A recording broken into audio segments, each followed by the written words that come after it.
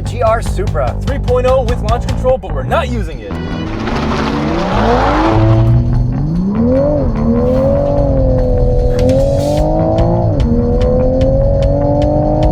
Horsepower and torque. 382 horsepower, 368 pound-feet of torque from a 3-liter turbo inline 6.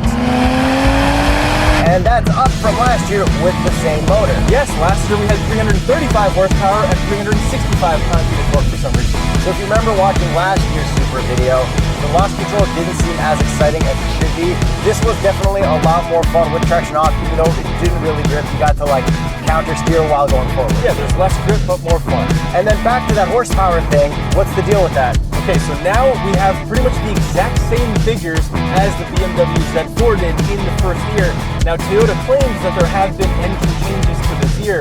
I don't know how much of that I believe because this has the exact same numbers as the Z4 in the first year, so I feel like there was some sort of agreement with BMW and Toyota so that BMW of the first year could get more horsepower. They're making sneaky moves so it's better every single year. Well, yeah, because there are some changes to this year and we will get to those. And there's also a 4-cylinder version this year which we have not driven. That's right, which is also the same one that was in the BMW Z4, obviously. But I'm like kind of more excited to try that out because this is pretty much exactly the same as last year.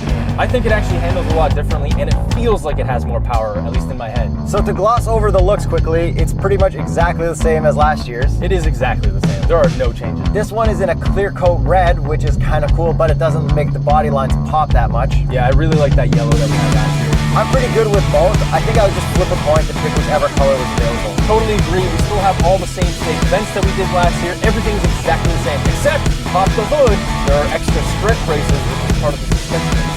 And we didn't have that last year. It was just an empty area where the strut brace for the Z4 went. Yes, and I'm pretty sure I remember the chief engineer for this car saying that the Supra didn't do this in the first year. So apparently they changed their minds, which is weird again. I feel like they're just trying to do stuff to sell this car again. Everything about this is weird. Yeah. And then as for body lines, the same stuff. It looks good, but I noticed that they're kind of the same body lines as I think an old Toyota Venza or something like that. That's really weird. I'm going to show you the photos.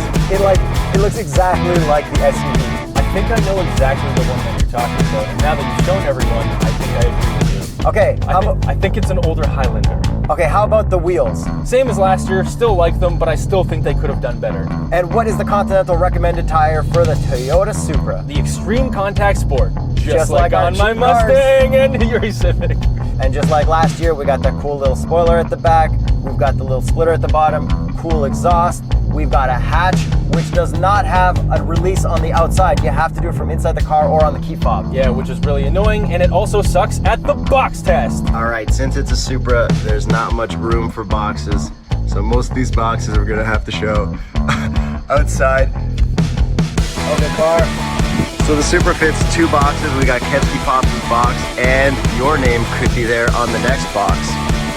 So overall, looks-wise, it still looks good. And to my surprise, after a year since it's been out, people are still just as excited seeing it on the road as the first day. Yeah, when I first got in it, I was like, yes, this thing looks so good, and I'm so excited to actually drive it again. The amount of people who've given us thumbs up and everything while driving, like full camera phones out, and like just being a straight-up hazard to get a photo of this. There's a lot a year later. Is that a Supra? And hopping back into this after reviewing another 104 cars over the last year, this felt so refreshing. There are so many cars that suck compared to this. This is like a great sports car. Yeah, and the first time that I flew it, it just felt faster than I remember. Maybe it's that actual extra horsepower, but I really don't think it is. That feels quick and it throws you back in your seat. And when you see it going by you, it just flies by, and it sounds pretty good from the outside, like nice and high pitched, like a 6-cylinder would be. And especially louder if you press the sport button, so let's take a listen to the outside. And the best part is you can rev it all the way to red line in park or neutral or whatever. So many cars don't let you do that. That deserves a slow clap. Good job, Toyota. And now for a little boot through Cliche Corner. Feels pretty good. It feels a lot like last year. I think it doesn't actually.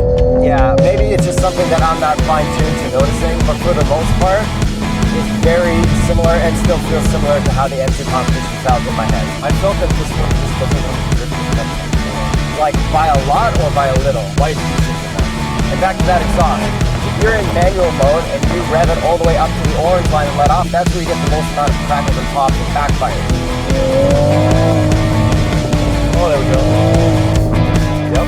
And when we were at the Speed Academy track day, somebody had a Supra with a tune on it, which made it crackle way more. That was funny. That was kind of cool, but I kind of don't like that it's a little too similar to the BMW sound of it.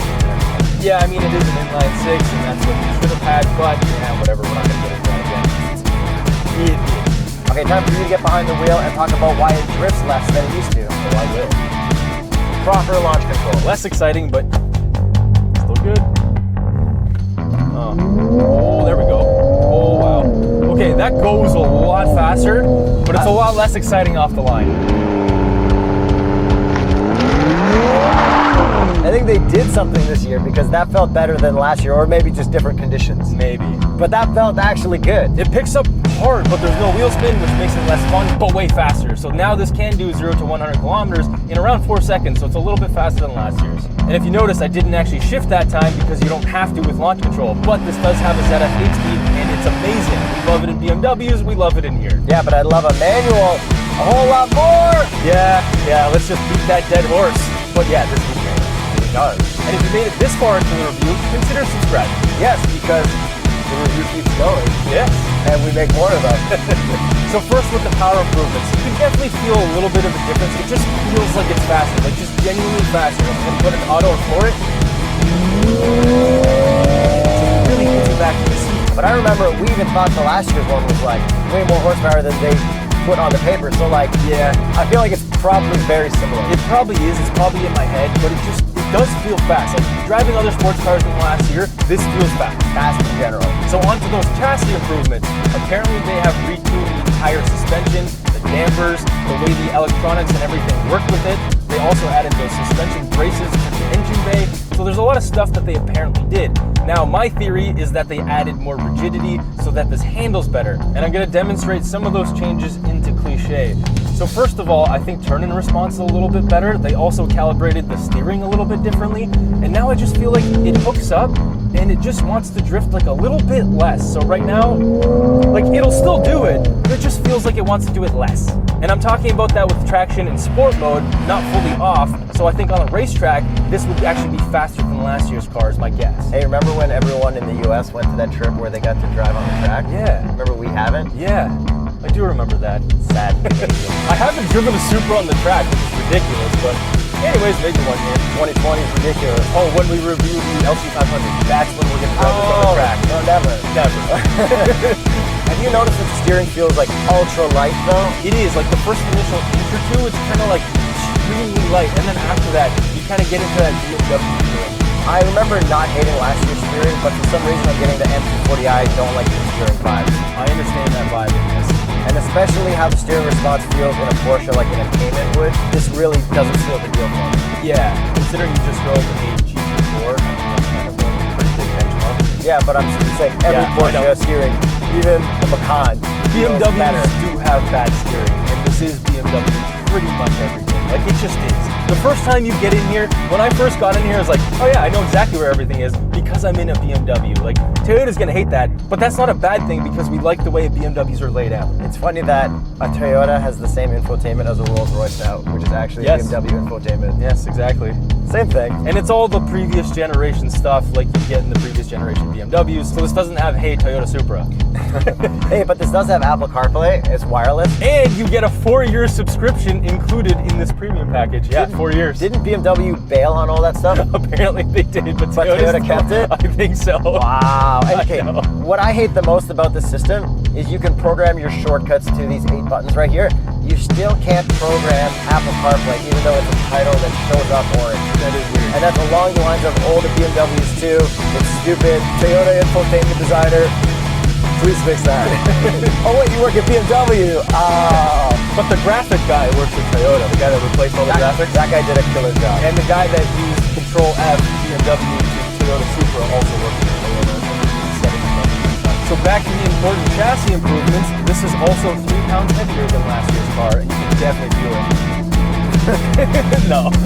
All right there. And so this is the premium trim, so you get a bunch of premium features like a car head-up display. Yeah, it sucks. Just like last year, you still don't get your tack on there. What new for this year is a wireless charger. I don't recall it from the previous year. And then we've got a little area for your cell phone, which definitely is good cell phone. It's got a cover on it so that your phone doesn't bounce out. So I don't remember that last year. I'm impressed. I like that. And we also get an upgraded sound system, the JBL speakers. Yeah, it sounds good, and it looks cool behind the seats. Very 90s. And then you also get a bunch of less exciting stuff, so we're not even going to mention it. A lot of it has to do with like safety. But the cool thing is about this is that we have our safety system button, just like on a BMW, which would be up on the dash, and that way you can just turn everything off really easily. Do you like the thin steering wheel still after driving BMWs over the last year? I do actually. I don't mind it. It's a little too thin, but I don't mind it. Yeah, I kind of, after another year, I kind of don't mind the BMW size steering wheel. And then, okay, cup holders.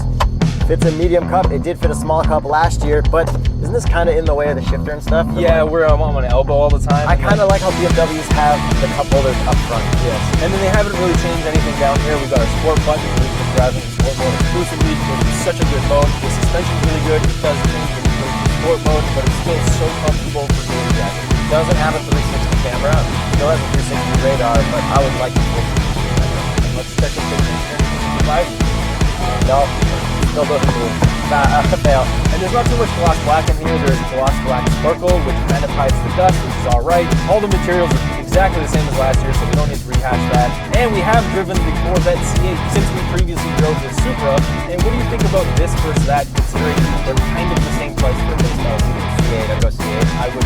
There's just like, the steering just throws me off. I saw the C8 on the highway the other day. I'm like, yep, that's got a lot of presence. Looks like a supercar. This compared to a Cayman, I would still go Cayman because I just like the whole Porsche feel more. Yeah, with Porsche feel, you do get more quality and stuff, but it's obviously more price. I still like this because I think it looks so much cooler. Yeah, but base Cayman, manual transmission over this, like, it's a no-brainer. Yeah, I get it. So that's pretty much it for the new 2021 Supra. Let us know if you guys want to see the 4-cylinder model. I want to see it as well. And you've already heard which car we would take over what. Let us know which ones you would take, the Cayman or the Corvette over this Supra. And click on this playlist over here, which is probably going to be sports cars, and definitely watch our previous Supra review. I mean, it's pretty much the same. Yeah, it's pretty much the same. Watch the C8. But it's in yellow and C8. Yeah. Ooh.